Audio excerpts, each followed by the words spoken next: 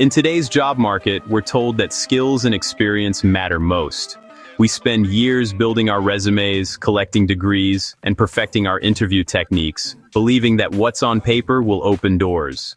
But what if the first thing employers notice isn't your education or your work history? In parts of East Asia, your appearance can speak louder than your resume. Here, the mirror isn't just for last-minute touch-ups. It's a silent judge, reflecting not only your face, but your chances. Before you even introduce yourself, judgments are made based on how you look. Recruiters scan faces, searching for features that fit a certain ideal, often before they even glance at your qualifications. In China and Japan, the pressure to fit specific beauty standards, like double eyelids or a V-shaped face, can outweigh qualifications. These ideals are so deeply rooted that they shape not just personal confidence, but professional opportunity. For many graduates, the summer before job hunting is cosmetic surgery season. It's a time when clinics see a surge of young adults, all hoping to gain a competitive edge in the job market. Clinics fill with students hoping a new look will open career doors. The waiting rooms are crowded, not just with patients, but with dreams of a brighter, more secure future. Parents often support these choices, seeing them as investments in their children's success. The pressure isn't just personal. It's cultural, and sometimes even generational. This isn't just vanity. It's a calculated move in a high-stakes game where appearance can decide your future.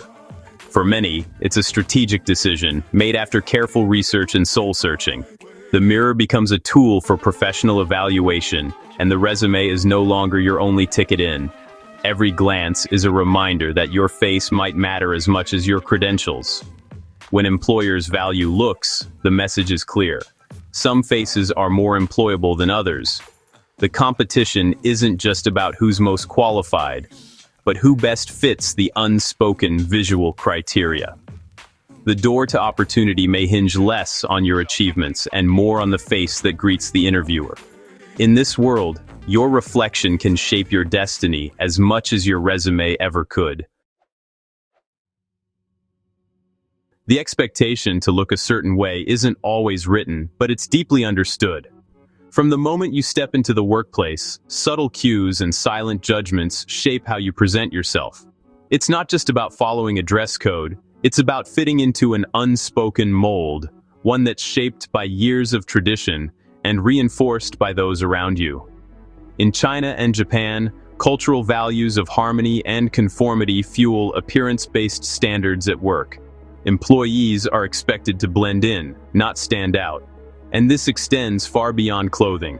The way you style your hair, the way you carry yourself, even the way you smile, all are measured against a collective ideal. Industries like hospitality and sales have always valued looks, but now, even the structure of your face can matter. Employers seek staff who project a certain image, believing it reflects positively on the company. A pleasant appearance is seen as a professional asset, sometimes as important as skills or experience. A Shanghai hiring manager admitted, between two equal candidates, the more attractive one gets the job. This preference isn't always spoken aloud, but it's a reality that shapes hiring decisions and career trajectories. For many, it's a reminder that merit alone may not be enough. Media and pop culture reinforce these ideals, making surgically enhanced beauty seem normal and necessary. Billboards, magazines, and television shows are filled with images of flawless faces, subtly suggesting that success and beauty are inseparable. For many, procedures like double eyelid surgery are just another step in career prep. Clinics are filled with young professionals hoping to gain an edge in a fiercely competitive job market. Cosmetic enhancements are no longer just about personal desire. They're seen as strategic moves. "It's not about changing who I am," says one Tokyo graduate. "It's about giving myself the best chance." For her and many others, these choices are pragmatic, not vain, a way to level the playing field in a world where first impressions can make or break opportunities. The line between personal aspiration and professional expectation is blurred. What starts as a personal choice quickly becomes a social expectation, and soon it's hard to tell where one ends and the other begins. Cosmetic surgery becomes a routine part of building a resume. certificates, and before and after photos are quietly added to portfolios, signaling commitment and ambition to potential employers. The unwritten rules are internalized, turning medical procedures into career investments. Self-help books and online forums offer advice on which surgeries might boost your chances, blurring the line between self-improvement and self-alteration. The pressure to conform is powerful and deeply personal.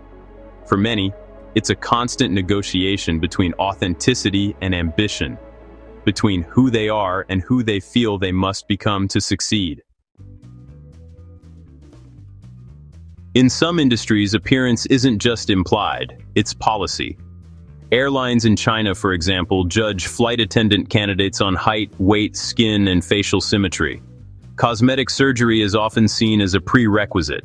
Entertainment and media demand flawless looks. One Beijing actress was told to fix her nose for the camera. Hospitality and luxury retail expect staff to embody the brand's image, pushing employees towards surgical enhancements.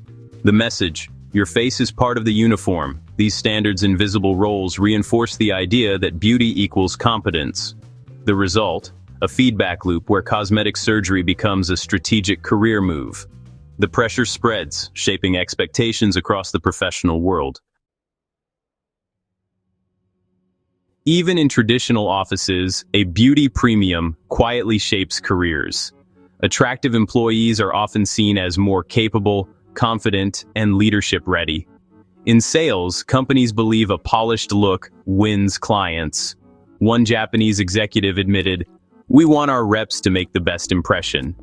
Employees who don't fit the mold may feel pressured to undergo cosmetic procedures just to compete.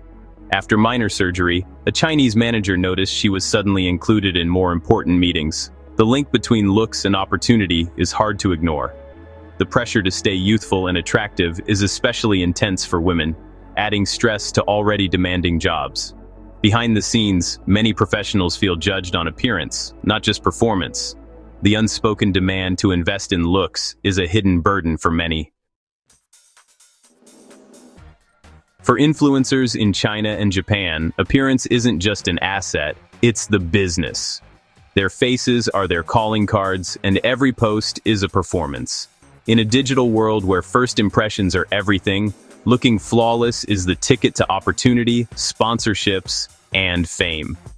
Their face is their brand, and staying relevant means keeping up with ever-changing beauty trends, often through surgery. The pressure to transform is constant, with new looks and procedures emerging every season. For many, cosmetic enhancements are as routine as updating a wardrobe. Algorithms reward striking visuals, so influencers openly share their cosmetic journeys, normalizing surgery as part of the job.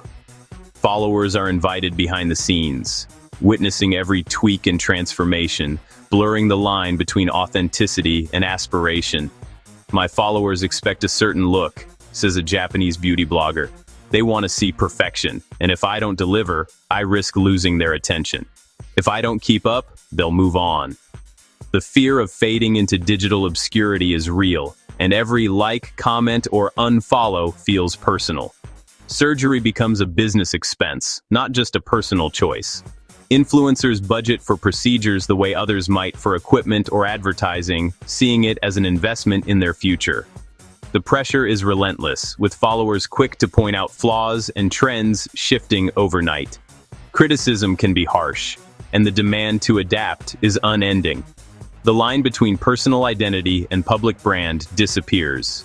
Influencers often struggle to separate their true selves from the image they project online. The mental toll is high as influencers chase perfection to survive.